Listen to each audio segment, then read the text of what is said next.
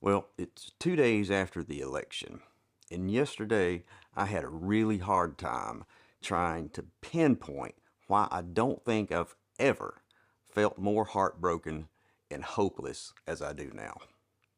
There have been a lot of times in my life when I've been disappointed, when I've been depressed, when I've been angry, but I have never felt these things to the depth that I felt yesterday.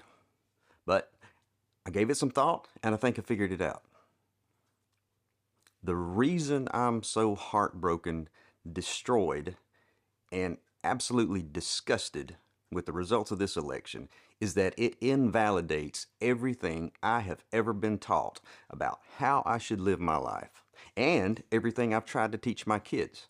So it's an absolute betrayal to realize at 57 years of age that when it comes really down to it, over half of this country really doesn't value the notions of being kind, being generous, loving your neighbor, being accepting, having empathy, showing understanding, being truthful, being ethical in business, being sensible and level headed, not being a bully, not being selfish, and not being a total asshole. And because I've been taught these things my entire life, it's really easy for me to see that Donald Trump is a vile and despicable human being. He exhibits everything that I have been taught to set my sights against in order to be a good functioning member of society. But now, over half our country supports this person and believes that he's the one who's going to make America great. Well, hey, here's a secret. Someone who has worked so hard at sowing discord is never going to do anything to unite us. That's his big lie, because he doesn't benefit from Americans coming together. He and all the Tucker Carlsons and Alex Jones out there, they profit from the rage that they're able to manufacture.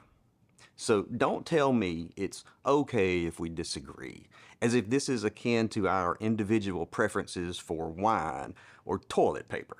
This is not a simple disagreement. This is you telling me that the values I've held dear my entire life have no meaning or place in the real world.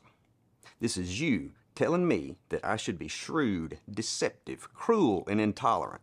This is you telling me that the type of person you really admire and look up to is a rich, entitled, narcissistic, criminally convicted pussy grabber.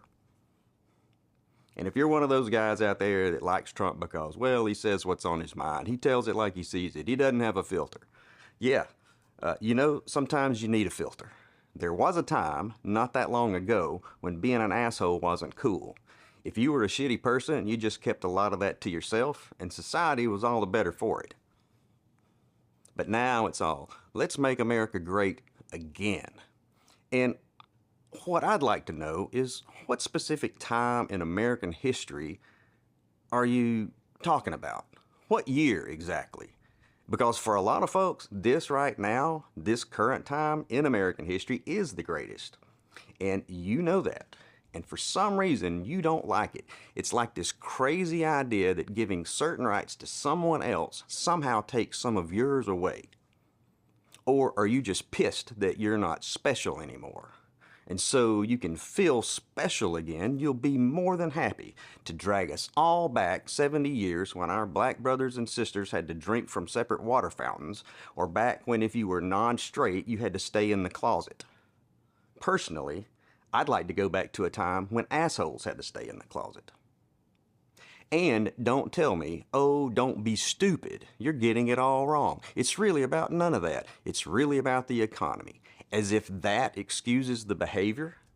You're willing to overlook all the other fascist rhetoric because all that's doing is showing your wives and your daughters and minorities and LGBTQ and other marginalized groups that you're completely willing to throw them under the bus as long as you can save 5 cents a gallon on gasoline.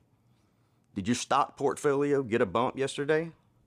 Well, good for you. Maybe you can sit offshore on your new boat and watch this country burn to the ground. The reality is that as a country, we had the opportunity to take the high road, to stand for something higher than our basest instincts, to stand for equality and fairness, to stand for the overall good of everyone. but over half of y'all kept us from taking it. And the whole world was watching. And you know who else was watching? Your non-white friends, your non-straight friends, your wives, your kids, your daughters. So to anyone who actually does claim to value those higher ideals, you know, the ones I mentioned earlier, the ones we were taught as kids in Sunday school. Yeah, Christians, remember Sunday school?